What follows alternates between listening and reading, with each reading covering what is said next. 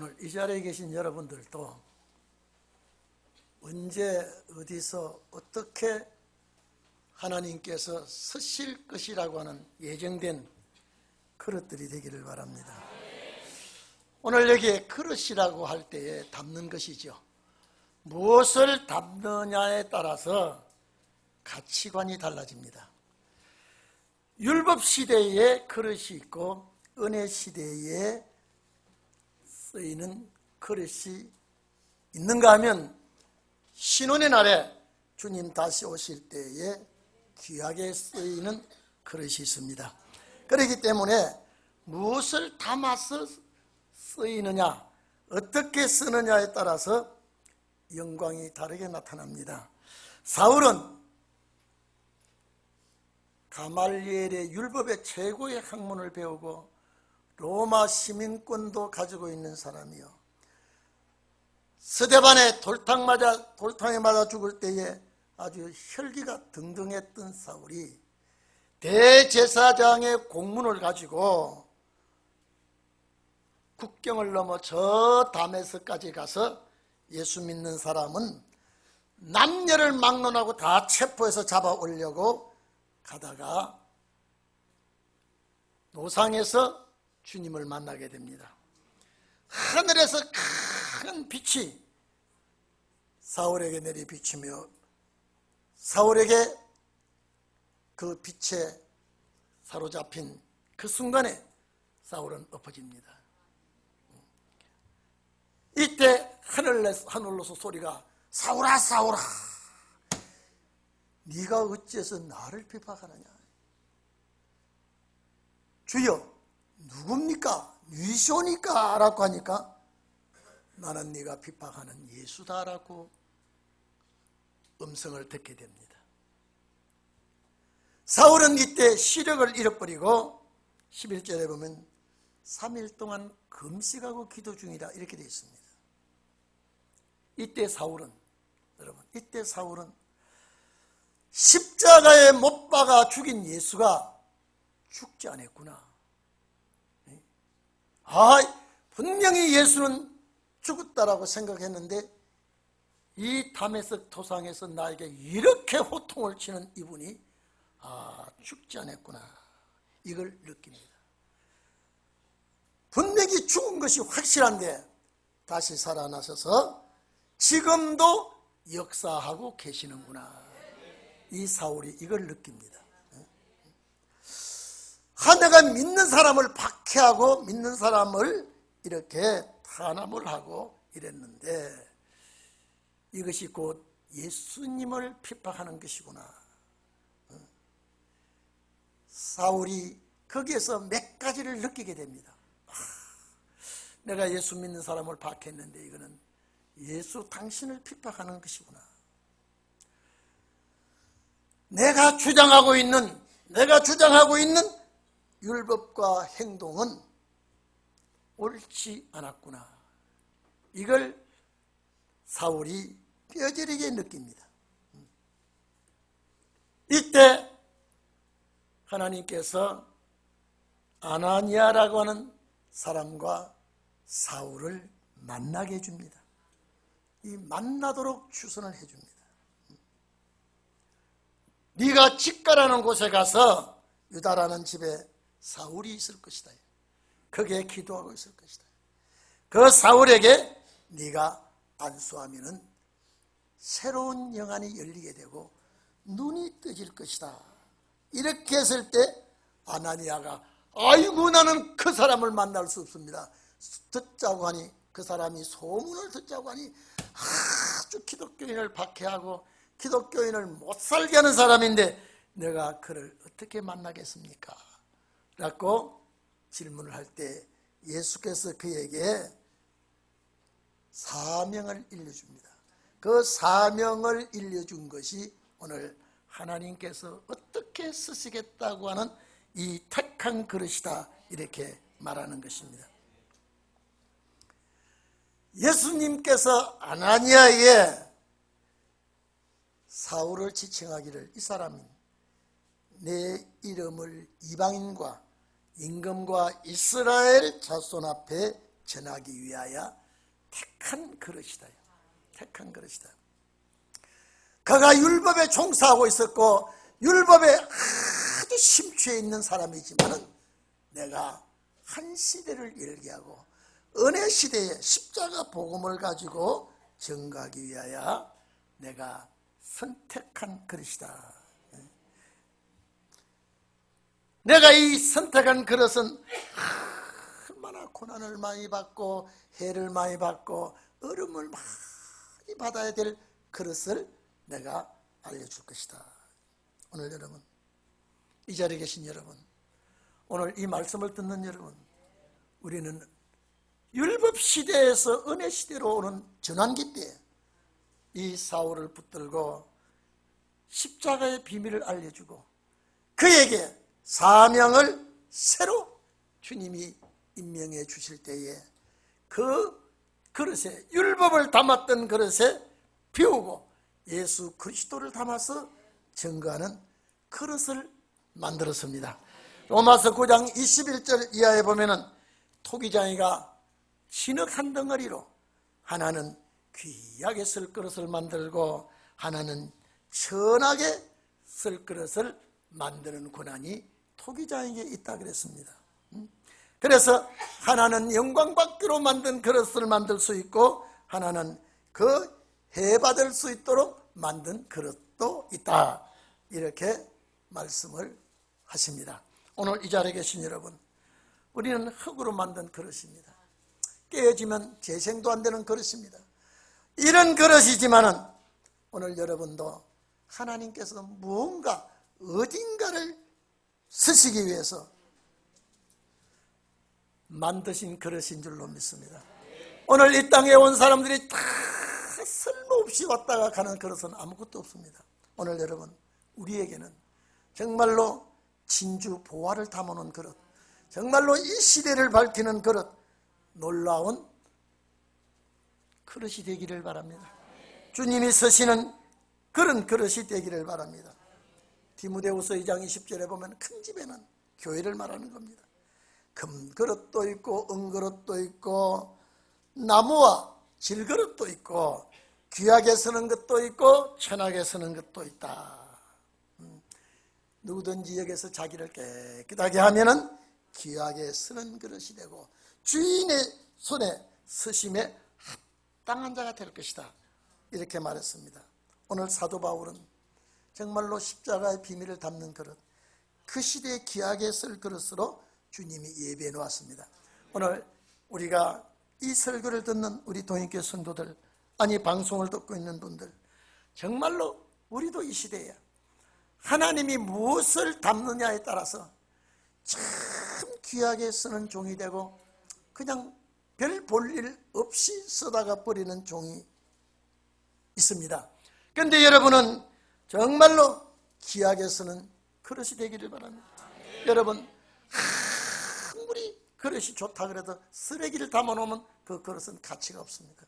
별 볼품이 없어도 그 속에 보화가 들어있으면, 그 속에 귀한 재산이 들어있으면 그 귀한 보화 때문에, 재산 때문에 그 그릇을 주인이 간수하고 지키고 보호하는 것과 같이 오늘 우리에게 하나님의 말씀의 보화를 이 시대에 귀한 보화를 담아놓으면 정말로 하나님이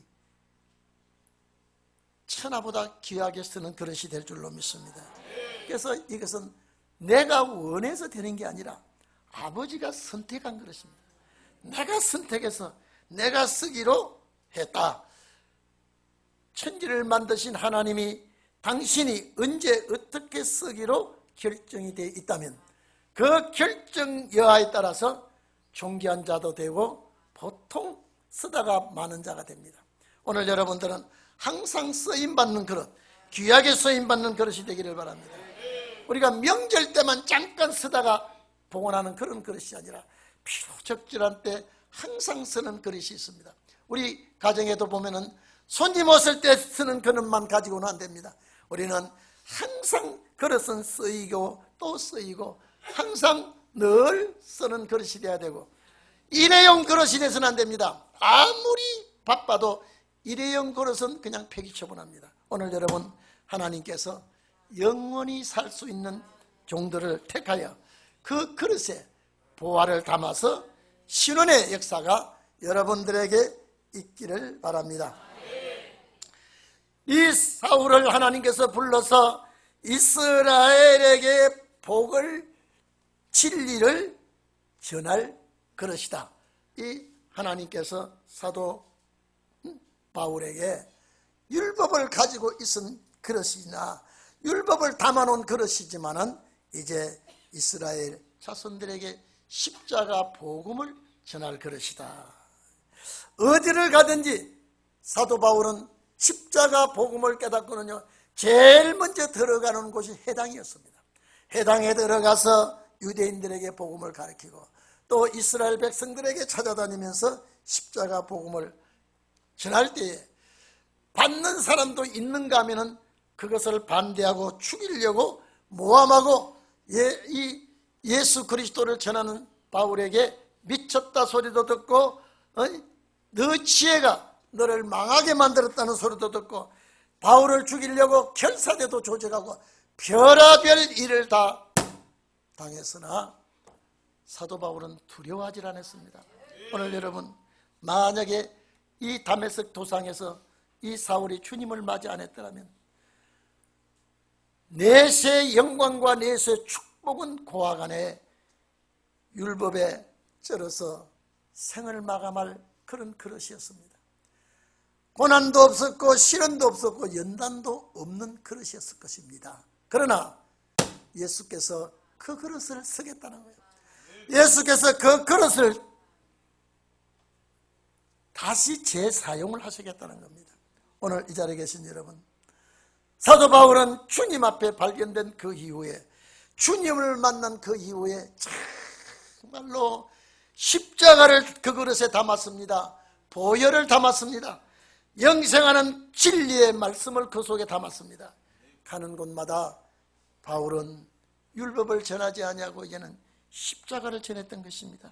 어떤 문제가 부딪혀와도 전혀 사도 바울은 요동됨이 없었습니다. 그래서 또 사도 바울은 이스라엘만 복음을 전하는 그릇이 아니라 이방에게도 전하는 그릇을 사용했습니다. 자, 안디옥을 중심해서, 저 비시디 안디옥이 아닙니다. 자, 갈릴리 근처에 있는 안디옥을 중심해서 복음 전도할 때 소아시아에 1차, 2차, 3차 이렇게 여러 지역에 다니면서 이방인에게 복음을 전했습니다. 말씀대로 그는 가는 곳마다 십자가 복음을 전하고 가는 곳마다 예수를 믿게 하고 가는 곳마다 택한 백성을 찾아내는 일에 힘을 다했던 것입니다. 본문대로 왕과 귀족들에게도 복음을 전하게 됐습니다. 아그리빠 왕에게, 총독 베스도에게, 가이사 황제에게도 바울이 복음을 들고 나타났습니다. 그것뿐입니까? 귀족들과 고관들에게도 복음을 전했던 분이 사도 바울입니다. 오늘 이 자리에 계신 여러분, 하나님께서 서기로 작정되면 어떻게 해서라도 사명 감당하게 합니다. 오늘 이 자리에 계신 여러분, 저희는 은혜 시대 그릇이 아닙니다. 오늘 이 자리에 계신 여러분은 은혜 시대 그릇이 아니라 신혼의 날에 서는 그릇인 줄로 믿습니다. 사도 바울은 하나님께서 해를 많이 맞는 그릇으로 택했다 그랬습니다. 오늘 여러분, 사도 바울만큼 고난을 많이 겪었고요, 사도 바울만큼 어려움을 많이 겪은 분이 없습니다. 오늘 여기에 아나니아를 만나서 사도 바울을, 아주 사도를 만들기 전에 이 만남에서 형제 사울아, 오늘 내가 당신을 만나는 것은 하나님께서, 주께서 내가 당신에게 가게 된 것, 성령을 충만케 하심을 위함이다 라고 하며 안수를 하니까 눈에서 비늘 같은 게 뚝 떨어졌습니다. 이제는 율법을 바라보고 율법의 안경을 끼고 세상을 바라보던 눈이 십자가의 안경을 끼고 택한 백성을 찾는 그런 사람이 되고 말았습니다. 안경을 꼈을 때 색깔이 다릅니다. 율법의 색깔 안경을 벗어버리고 십자가의 안경을 꼈습니다. 오늘 이 자리에 계신 여러분, 정말로 사도 바울은 예수를 만난 그 이후에 고린도후서 11장 23절 이하에 보면요, 자신이 이 환난 받은 것을 고백을 했습니다. 참 내가 고생 수고 넘치도록 했다. 자기가 자신을 이렇게 말합니다. 옥에도 가고 매도 많이 맞았다. 여러 번 죽을 뻔도 했다. 이게 사도 바울의 고백입니다. 유대인들에게 40에 하나 감한 매를 5번이나 맞고, 태장도 맞고 돌탕에도 맞고, 배가 파손되는데 여러분 일주일을 바닷속에서 사경을 헤매게도 했고, 강도를 만났고 강을 건널 때도 동족의 위험과 이방인의 위험, 이루 말할 수 없는 고난을 받았습니다. 자지 못할 때도 있었고, 배고플 때도 있었고, 추울 때도 있었고, 헐벗을 때도 있었고, 그런데 사도 바울 고백은 그 어떤 뭐라도 십자가의 그 신앙 노선에서 나를 넘어뜨리지 못할 것이다. 그 신앙을 빼앗아 갈 수가 없을 것이다. 왜냐하면 사도 바울은 몰라서 예수 십자가 진리를 반대하고, 사도 바울은 몰라서 기독교인을 박해하고, 그것이 하나님의 뜻인 줄 알았어요. 여러분, 얼마나 그에게 열심히 있었는지, 월급도 받지 않고 환영도 받지 않는데 참을 국까지 넘어가서 예수 믿는 사람 싹 잡아오겠다는 그 열심은 그 누구도 따라갈 수가 없습니다. 그것이 하나님을 섬기는 뜻인 줄 알았어요. 나는 율법에 가장 심취해서 이 하나님의 이름을 모독하고 하나님의 뜻을 저버리고 이단 예수를 믿는 사람을 내가 용납하지 않고 다 잡아서 처형을 하고 형무소에 보내고 매질을 하고, 이것이 하나님을 기쁘시게 하는 줄 알았다니까요. 그런데 그것이 아니었다는 것을 깨닫고 나서는요, 그래서 사도 바울은 내가 죄인 중에 가장 오야봉이라고 그랬습니다. 괴수라고 그랬습니다. 나를 이렇게, 이런 나를 묻지도 않고 따지지도 않고 거기에 대한 징벌도 보응도 내리지 않고 나를 사랑해주고 제자를 삼아주시고 사도로 삼아주고 너무너무 고마워서 천지가 변해도 어떤 내 몸에 그 무엇이 나를 위협을 해도 그리스도의 사랑에서 끊지를 못한다. 이 사도 바울의 고백입니다. 얼마나 멋있는 사람입니까? 얼마나 참 아름다운 길입니까? 그가 예수를 만나지 않았더라면요, 이런 고난도 없고 이런 환난도 없었을 것입니다마는, 그러나 그의 끝장은 아름답지를 못했을 겁니다.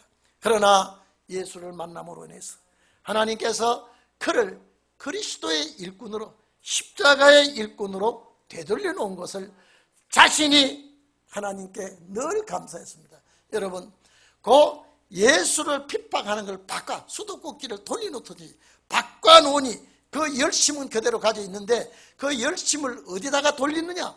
핍박하는 대로 돌렸던 그것이 예수를 믿도록 돌려놓으니까 사도 바울은 가만히 앉아있지를 못했습니다. 너무너무 이 복음을 전하기 위해서 가는 곳마다 환영받지 못해도 가는 곳마다 복음을 전하고요, 내가 어려움을 겪어도 주님 앞에 이 은혜를 갚는 일이라고 생각하고요, 이렇게 수많은 일을 하고, 옥에 가도 편지를 쓰고 바깥에 나가도 편지를 쓰고, 가는 곳마다 사도 바울은 하나님 앞에 정말로 인정받는 일꾼이 되었습니다. 그가 무엇이 그 속에 들어가서 그렇습니까? 그 그릇에 무엇이 담겨서 그렇습니까? 오직 예수 그리스도가 담겼습니다. 오늘 여러분, 우리는 이 시대에서 한번 생각해 봐야 되겠습니다. 오늘 여러분, 하나님의 집에 그릇들이 많다고 그랬습니다. 오늘 여러분은 마지막 때 마지막 날 하나님 앞에 큰 그릇이 되기를 바랍니다. 진리의 말씀을 담아서 오실 그리스도를 담아서 오늘 우리가 나가 전한다면 우리에게도 그 아름다운 그릇이 될 수가 있습니다. 오늘날 사도 바울은 십자가의 복음을 담아서 뿌리는 그릇입니다. 오늘 여러분은 이제 뿌린 것을 담는 그릇이 되어야 됩니다. 다시 채우는 그릇이 되기를 바랍니다. 오늘 우리가 이제는 율법시대의 눈이 은혜시대의 눈으로 바뀌듯이 이제 우리는 쉬는 날로 눈도 바뀌어서 보는 것이 전부 다 말씀 안에서 보여지기를 바랍니다. 깨닫는 것이 말씀에서 깨달아져야 되고 보는 것이 말씀에서 보여져야 되고요. 오늘 우리는 이런 시점에서 와 있습니다. 앞으로 우리 교회 핍박도 있을 겁니다. 우리 교회 모함도 있을 것입니다. 우리 교회 좋지 못한 소리도 있을 것입니다. 그러나 그 속에 담겨있는 진리가 보하기 때문에 이기고도 남을 줄로 믿습니다. 승리하게 될 줄로 믿습니다. 오늘날 사도 바울은 이 십자가의 복음을 전하는 그릇이 되어서 죽기까지 결혼도 포기해버렸습니다. 결혼도 반납을 해버리고 자기 일생 동안에 이스라엘 땅을 찾아다니면서 십자가 복음을 전하고 이방 땅에 찾아다니면서 십자가 복음을 전하고 자기가 오늘 본문 말씀대로 헐벗을 때도 있었고 추울 때도 있었고 배고플 때도 있었고 그걸 개의치 아니하고 옥에 갈 때도 있었고 메마를 때도 있었고 전부 이걸 초월했습니다. 이런 분이 어디 있습니까? 아마 오늘 이 시대에 이분이 있다면요 살아서 주님 맞이하고도 남는 사람입니다. 살아서 주님 맞이하고도 남을 수 있는 사람인데 그는 결국 순교의 길을 가고 말았습니다. 이유는 때가 아니기 때문에. 오늘 우리는 그 전체를 밟지만은 그릇이 다릅니다. 그들은 순교의 길을 간 그릇이지만은 오늘 우리는 순교자의 억울한 원한을 갚는 그릇이 되기 때문에 그릇이 다릅니다. 담기는 것이 달라요. 어느 시대 그릇과 전혀 다르다는 것을 여러분은 알기를 바랍니다. 주의 이름을 전거하고 주 십자가 부활을 전거하다가 순교한 그릇과는 여러분은 질적으로도 다르고요 담겨있는 내용물도 다르다는 걸 알아야 됩니다. 신원의 종들은 원한 갚는 종들입니다. 신원의 종들은 오실 주님을 알리는 종들이에요. 그렇기 때문에 오늘 우리는 정말로 하나님 아버지 이 시대에 이 말씀 가지고 주의 일할 수 있는 그릇이 되게 해주시옵소서. 내가 이날까지는 다른 것이 담겨져 있습니까? 다 비우게 해주시고 세상 것 담아놓은 것 비우십시오. 세상 명예 비우십시오. 세상 모든 것 비워버리고 깨끗이 성수하고 예수 그리스도의 강림하심과 그의 복음을 전하는 성도들이 되어야 됩니다. 그릇이 다 똑같은 그릇 같지만은 쓰이는 용도가 다르면 대가도 다르고 가치도 다르고 영광도 다르다는 것을 우리는 분명히 알아야 됩니다. 오늘 여러분들 이제 고향 갔다 와서 저에게도 인사가 많이 왔습니다. 이제는 금년에는 정말로 탁 뛰니까 시간을 잘 알려서 소리 질러 달라고 하는 또 문자도 오고 어쨌든 이 새해에는 그 중에도 제일 건강 꼭 지켜달라고 부탁을 엄청 했습니다. 어쨌든 간에 여러분 2017년도에는 신혼의 그릇으로 낙점이 찍히기를 바랍니다. 반드시 내 속에 다 비워버리고 오실 그리스도를 담아서 만 백성들에게 알리고 만 사람들에게 전하고 모든 사람에게 여러분을 아는 좋은 그릇이 되기를 주의 이름으로 축원을 합니다. 기도하겠습니다.